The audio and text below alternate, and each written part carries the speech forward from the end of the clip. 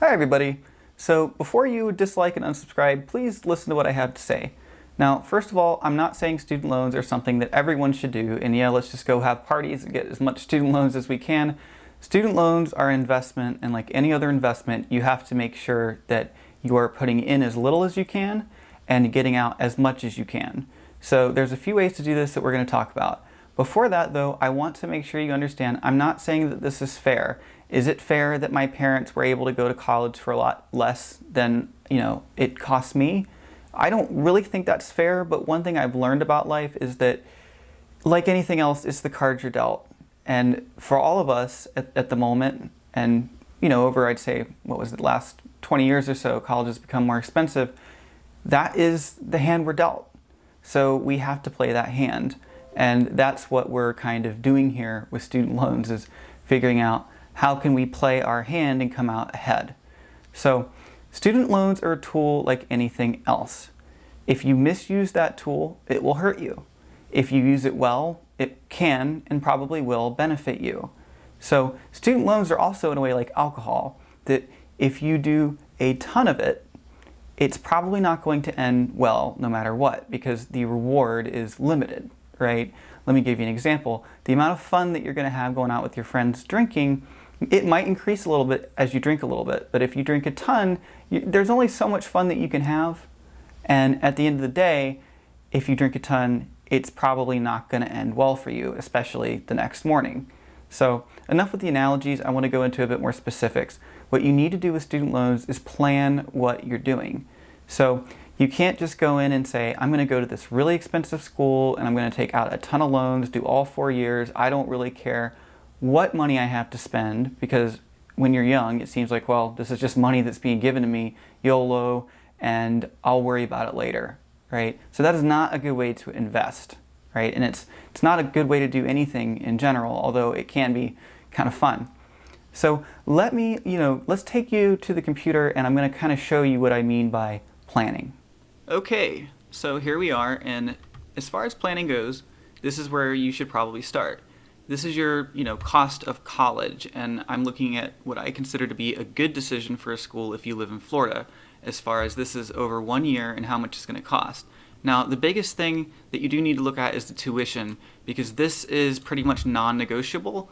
You can't really talk them down or find a cheaper rate if you're going to go to this college. You can try to find less expensive, colleges and universities. So this one has it at around $6,000 per year, and that's something that you just have to pay. Now, there are a few ways that you can get that down from there, but they don't really relate to the college. So one is, grants and scholarships. So any scholarship you can get, obviously, yes, you should go for that. Now, grants, there's something called a Pell Grant that will pretty much offset this entire cost if you can get it. And you can get it if you don't make a lot of money. I'm talking you have no income, or you have like a minimum wage income, you will pretty much get the full Pell Grant. Now, if you had a ton of money going in, why are you watching this video and why are you taking out student loans? Use the money you have. Don't take student loans. Just use the money you have. If you don't have a lot of money, then the Pell Grant might work for you.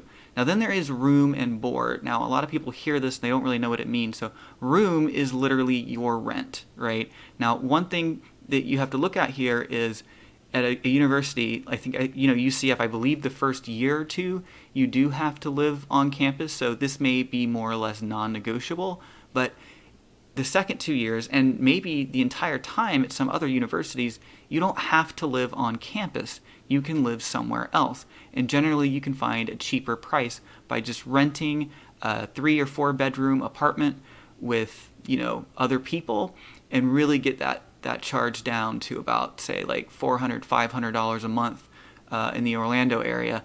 And yeah, you do have to find people, but that is one way to, knock that down. Now, board, that's something that almost isn't worth looking at unless you're going to be doing the entire campus experience, because here we're talking about like food, right? You're going to have to live, and you're going to need certain things to live, like food. So this is something you should calculate into your cost when you're figuring out, if this is a good investment for you. And you figure out, here's your yearly cost if you just go by this. Maybe you say, okay, my grant will pay this much or whatnot, and then you can knock that off. And you figure out, okay, I'm going to need this much in loans per year. Now, another way to knock off, money is to basically work a part-time job. Now, I always recommend getting a job in something that is kind of like what you're trying to get into. That will help you finding a full-time job later, and you'll thank yourself for it. And honestly, it's probably going to be a little bit nicer than working in fast food anyway. So, you can make a good $600, maybe $500 working part-time, a month, no problem. So that can offset your rent potentially, honestly. So that's another way to get that cost down. Now let's look at another thing. Now please ignore this little math equation here where it gives the average grant for a student. Unless you're getting those grants, you can't consider that. All you need to consider is this price up here, and this is tuition, college fee, room and board for Princeton. So this is almost $70,000 a year. You're going to have a lot more trouble surmounting that. So you have to look at the different colleges and say, okay, this is what I want to do, and this is the salary that I'm going to make. Is this, college or university that important to getting there? Or could I go to somewhere like UCF and still get that job and that career that I want? Is Princeton really going to boost my salary by that much? And how long will it take to pay that off? Honestly, I'd also say it's not as much about how long it will take to pay it down. It's about how much is your monthly charge going to be for that loan once you get out.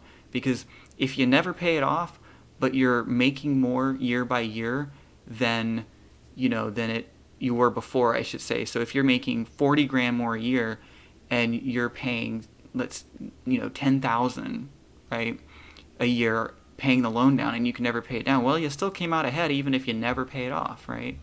So that's the last thing you need to do, is look at the job that you're looking to get and look at how much it pays. This is, software engineer. This was kind of the direction I was going, and don't necessarily take the median because you're going to start lower than that, and we want to assume the worst case scenario, right? So 50 grand, right? How much more is 50 grand than you're making now?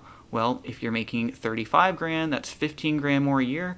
If the loans cost you 10 grand a year, paying them off, which, by the way, that's a little high, but if they do, then you're still coming out ahead, right? You've made a good investment. You're now making more money than you did before. Okay, so there are two last things I want to say before we go. One is I hear the argument a lot of student loans are bad because they can't be forgiven. There's no way out of it. You can't declare bankruptcy. And that is true. No matter what happens, you're going to have to pay that debt. So is that great? No, but here's the other side of it. The asset can never be repossessed. You'll always have that ability to make more money in the career that you chose. And things can happen in the world that might hinder that, but that is the risk in investing, and that's why you have to invest wisely. And here's what I mean by that. You need to look at that career that you're going into. If you want to do an art degree, that's fine, but you need to do the research and figure out how is getting that degree going to help you or make it to where you can make more money in the future. If it looks like you could make more money without the degree, then I would suggest not doing it. As tempting as it might be, if there's no clear way that it's going to help you make more money than you are now, then it's not a good investment. So that brings me to the last point, that college can be the best time of your life, and for me it was a really great time. I will say, looking at a school like Princeton and looking at UCF, I don't know that you're really going to have a much better time at Princeton that you do at UCF. And in your own state, look at these, state-funded universities and ask people, hey, you went to University of Maryland. Do you think you would have had more fun, a better college experience if you went to Princeton? Are you feeling it every day that, oh, if I had gone to Princeton, I would have had so much more fun? Or were you happy with what happened? Now, not everyone has fun in college, but I bet you if you talk to people that went to these smaller schools, like me, state-funded college, right? I loved my experience there, and I wouldn't trade it for an experience at any other university. So that is something, though, that you can't really put a price on.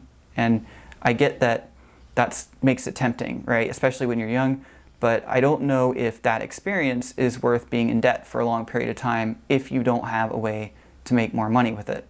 These are all things to consider, but in the end, you have to do the research and you have to make the decision based on yourself mostly and what you find out about what you want to do and what your options are.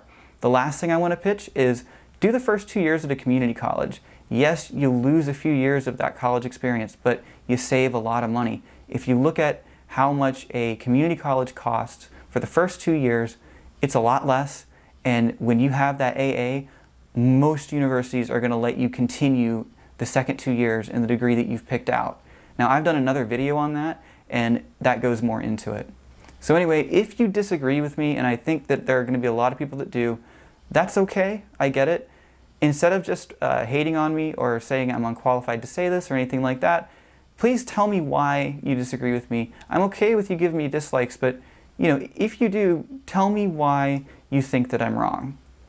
And if you like this video, please like it.